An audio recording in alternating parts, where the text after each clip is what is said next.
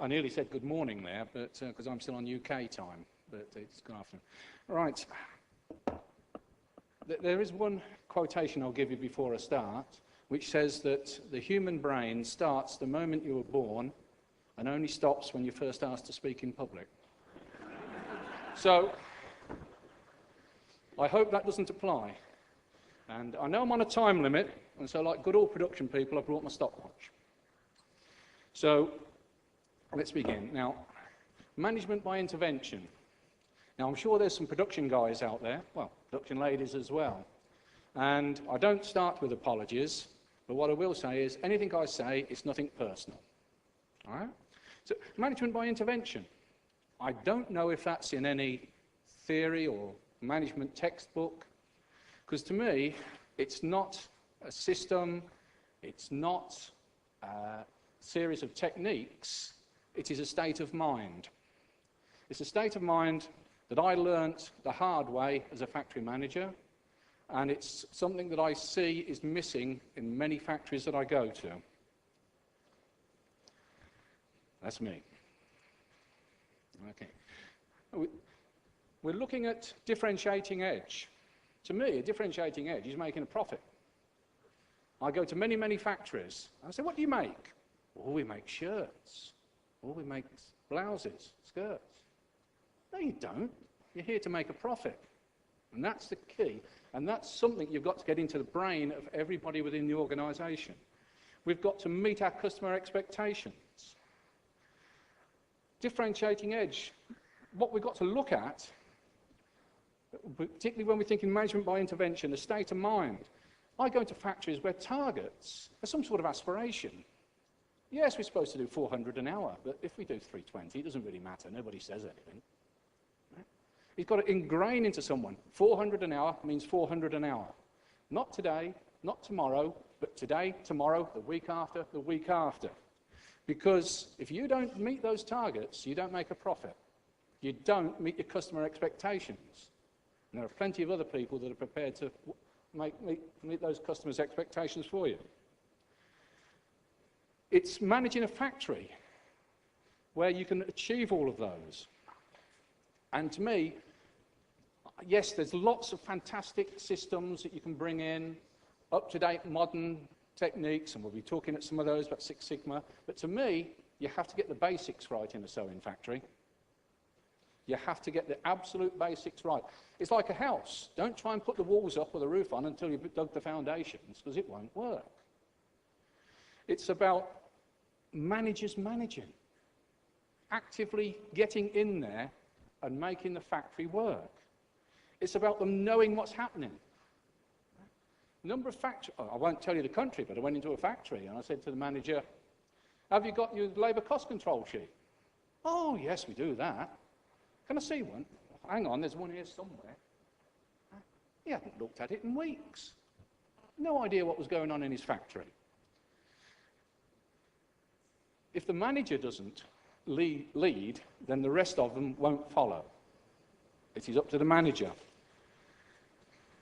But the manager can't do it on his own. He's got to have tried and tested systems and use them to get results. He's got to know what's happening and push, push, push. And this is where I said, I'm sorry, production guys, if I'm upsetting you, but he's got to be out knowing what's happening and doing something about it instead of sitting in the office in front of a computer. You don't run a sewing factory in an office from a computer. If I see somebody smiling, I've hit a nerve already. Right. Yes, I know there are routine things that have to be done in factories by managers. They have to sign this budget off, they have to check this, they have to check that. But they should be looking at themselves and thinking, can I delegate that? Can I allocate time to get on that factory floor and actually do something? Or if I can't do it, can I put together people that can? As I said, you've got to have some systems, and I'm not going to read them all out. They're all on the board, sort of systems that you need. And a lot of people will tell me they've got them. Yeah, everybody's got an industrial engineering department. Yeah, what do they do all day? Labour cost control system. Yeah, we've got it. Who looks at it? Who monitors output? If they do monitor it, who does anything with it? Effective QA and QC systems, absolutely vital. And I've put them in here in the production areas, because to me, I don't see where QA and QC vary at all from production. They should be part of that process. They should have, obviously, they've got to have independence, but we don't want production here, quality here, and they're busy fighting, which is what happens. What is it? Inspection dedicated to rejection. That's one of the famous things I hear. You've got to have these systems. A good QA system will help you meet your targets. How often do you put in style change and someone doesn't know what's happening? They don't know what the quality standard is. Happens all the time. A good QA system will help you, particularly in style change. And I'll just go on to style change very quickly. If I go into factories all over the world and I'll say to production managers, what's the 2 things that stop you hitting targets? And they'll say, absenteeism and style change. And I'll say, right, very good. And have these 2 problems just started? I said, well, no, of course not. We've had absenteeism since we've always had absenteeism. And we're in the garment industry, so we're always going to have style change. Right, so why are they a problem? If they were a problem last year, the year before that, why are they still a problem now? What have you done about it? I know there's going to be problems in style change. The answer is to manage it using QA, using intervention, to minimise the effect. Absenteeism, you can't stop absenteeism. Unfortunately, we work with people. People are what the garment industry is about. So what we have to do is use our knowledge, our systems, to minimise absenteeism, minimise its effect. And people don't. I'll go on to the next one, training. Yeah, that's my key. That's what I love, training. Training in terms of operator training, training in terms of training the people. I'm going to be going on about intervening. If people haven't got the expertise and the knowledge, then they can't effectively. But operator training, absolutely key. Now, I come from a country where the industry's gone. It's just gone. When I started, factories of 300, 400 people were everywhere. You get 2 of them on the same street, and if you knew what towns to go to. And it's gone. And it's gone through labour cost. And so, because we were having to pay 16 and 17-year-olds coming into the factory high salaries just to get them in, because they all wanted to work in offices, we had to become very, very good at training operators. We had to become good because we couldn't wait 4 weeks, 6 weeks, 8 weeks before they started to contribute. They had to be contributing towards their keep within a week. Otherwise, we couldn't afford it. And so we became very effective at training operators. And that's what I do. I set up a lot of operator training systems. And lastly, one of the key things, supervision, supervision, supervision.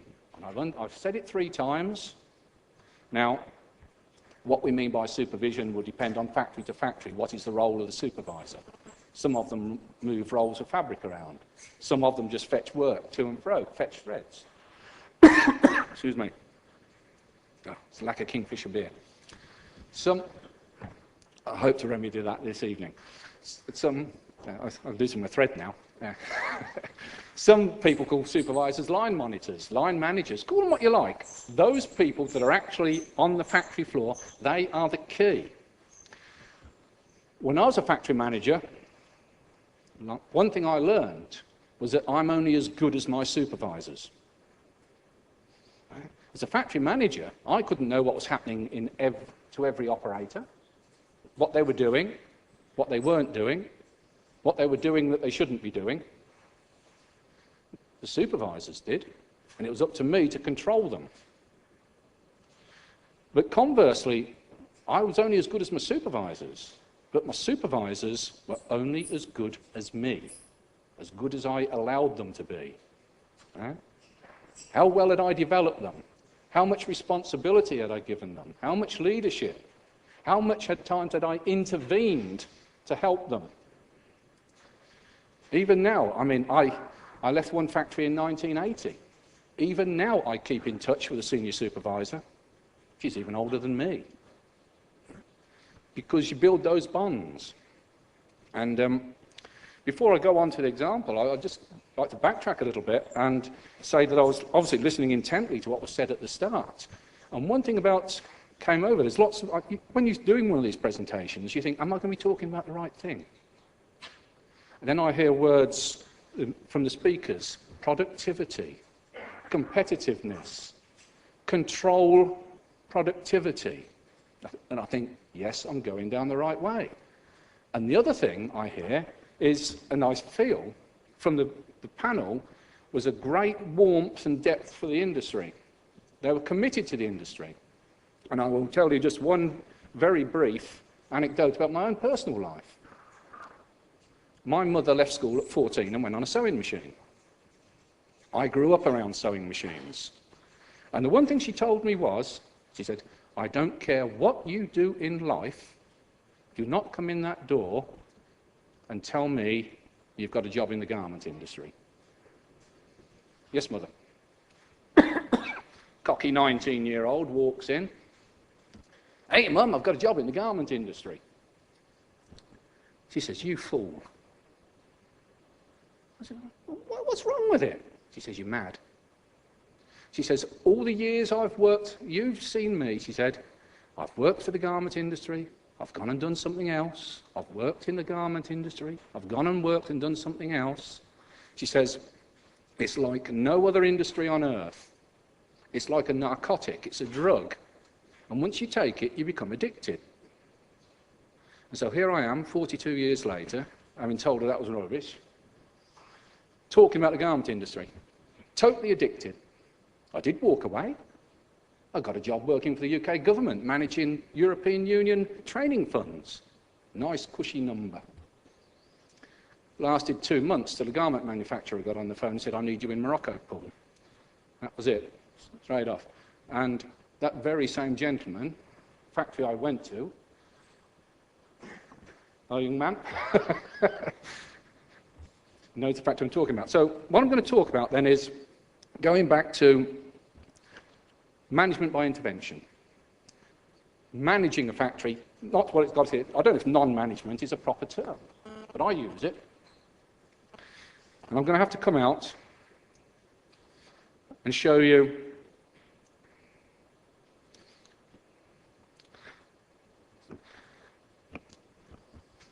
walked into a factory, jeans factory, Middle East. Won't tell you the country, just Middle East. And I'm there to do productivity improvement. And as I do, I just walk around the factory floor, for starters. Whenever I walk on a factory floor, first thing I do is stop and listen. Making sure I'm not near any short cycle machines, like bar tacks or buttonholes that are going brr, brr, brr, brr, brr. Just listen to the buzz, or the lack of it. And then I watch. And I look at a line and I count 30 operators. How many are doing nothing? 8. All right? And then I think, right, just stand and watch people. And I stood at the end of a production line. Jeans, and there was an operator. And I just watched her. Here she was, overlocking the fly. You see that? Got my technical expert. Thank you. I'm good around sewing machines, I'm no good around computers. She's working away, quite happily, not killing herself, but not slacking.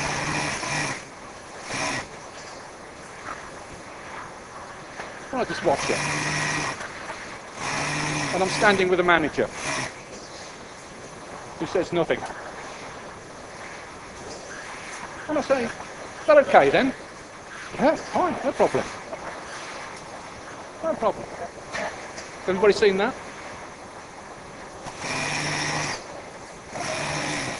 I might need my expert in a moment. So I say, all right, fair enough. And I walk along. I can't walk away from the microphone, can I? And I walk down 2 lines. They're all doing the same 5-pocket G. And I see somebody surging flies.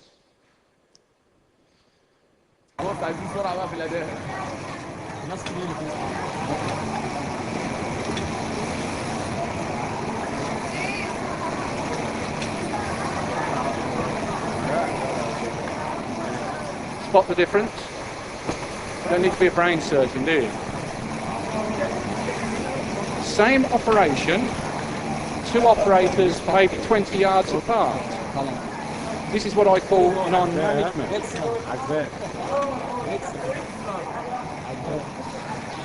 Notice, no fancy machinery, no thread cutters, basic.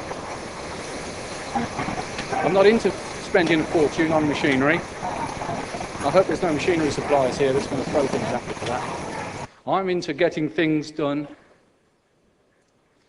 cheaply as possible.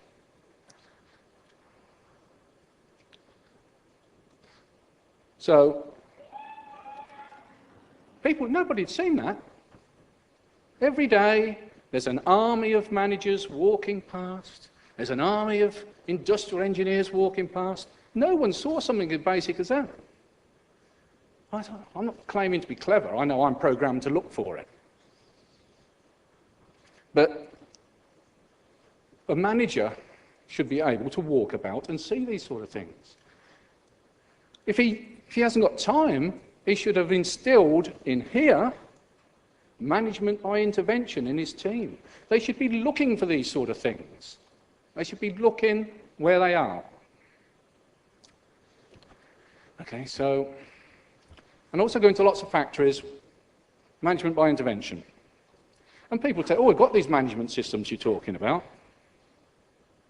Oh, I don't want to use them. I know how to run a factory. I've run one for 20 years. I hear it all the time.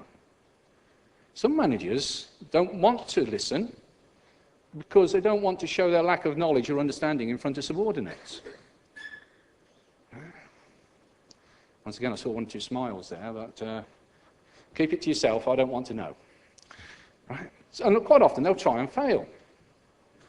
They haven't given it time, they haven't given it support, perhaps they've done it incorrectly. Go back and revisit it. It's crucial because, believe me, if you're not using these sort of systems, your competitors are. Having just come back from China, I might retract that statement, but most of your competitors are.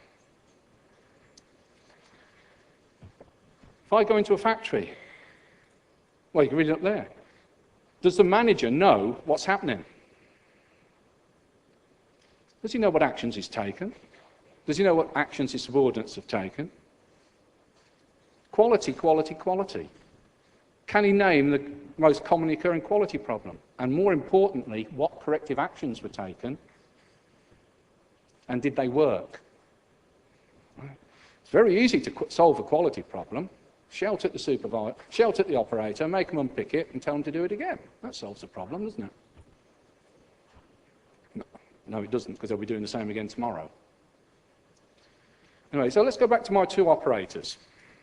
And I see I've got 10 minutes, so I'm going to have to speak quickly. So I hope my accent doesn't get to you.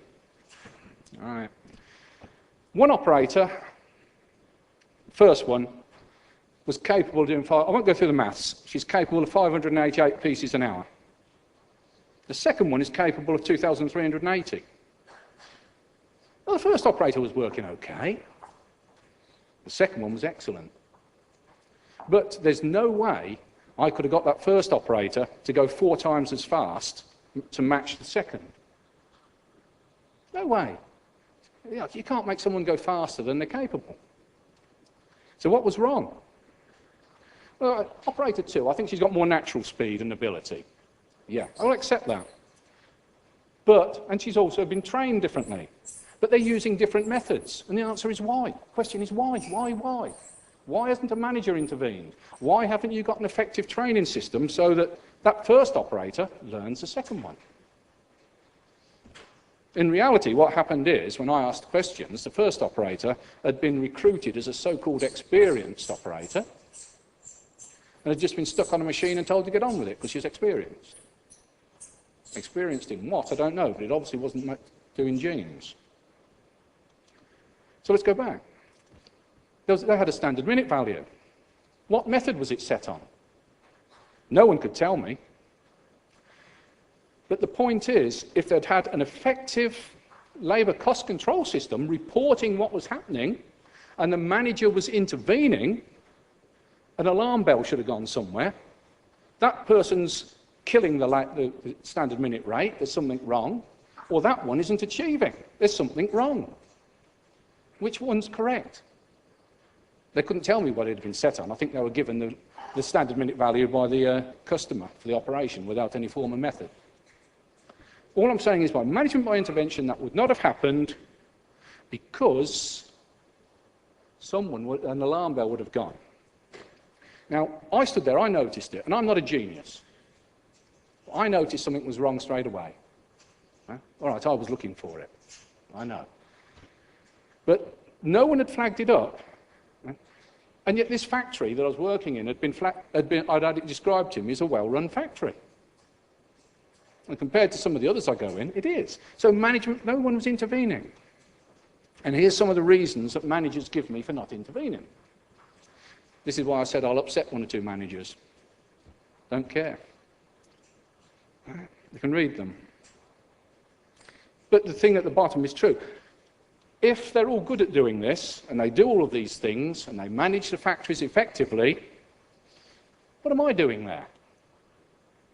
Why are they paying me to get on an aeroplane from the UK? They're obviously not. Someone somewhere has decided that they're not obviously getting the results.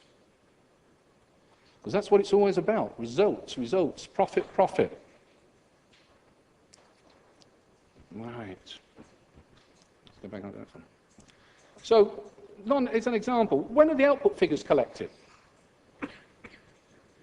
On this particular example, we couldn't keep operator B supplied with work. She could do 2,300 an hour. Line target was 400. What's she going to do with the rest of the time? Go to sleep? Find a second job? Someone wasn't thinking it through. Who did the balances? Who understood them? I've already spoken about this one. There was no effective operator training system. I had to put an operator training system in.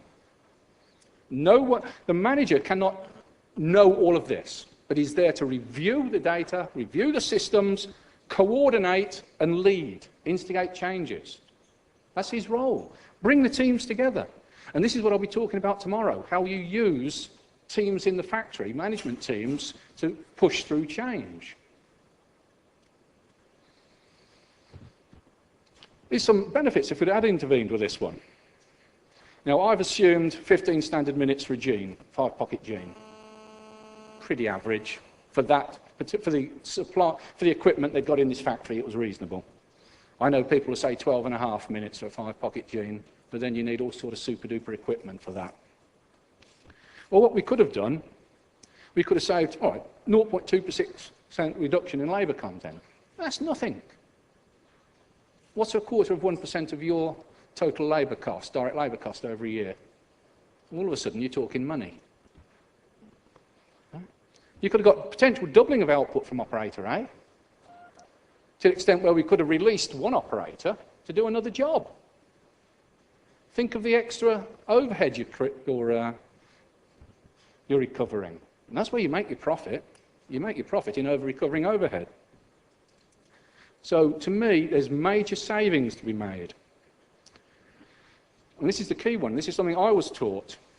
I worked for an organisation, I ran a factory. I ran several factories, where meeting targets was mandatory. It wasn't something you might do, it was mandatory. If you didn't meet your targets, it wasn't a problem. There was a job centre in the town centre. And that's what the senior managers told me. You hit your targets or you're out. And the reason they said that was because they appreciated that every standard minute you don't produce in a day, any garment you don't produce in a day, is lost forever. You won't pull it back tomorrow. Oh, well, we only did 300 today, never mind, we'll do 500 tomorrow. Never works. It doesn't happen. You lose that standard minute, you've lost that opportunity forever. You've lost that little bit of profit forever. So the managers must intervene, they've got to be proactive, they've got to have a cutting edge to them. And this is what I find is lacking in a lot of factories I go to.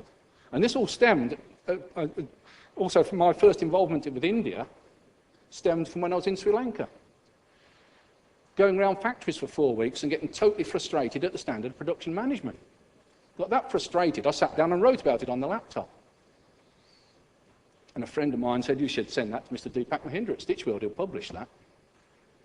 And that's how I ended up in India. And it was through getting frustrated where managers were not intervening. So, now, let me take you to the worst case scenario. I'm looking around the faces here. Most people are interested. Yep. Some people around sitting and thinking, that's a load of nonsense. We do all of this. Well, if that's the case, I'm saying, good for you.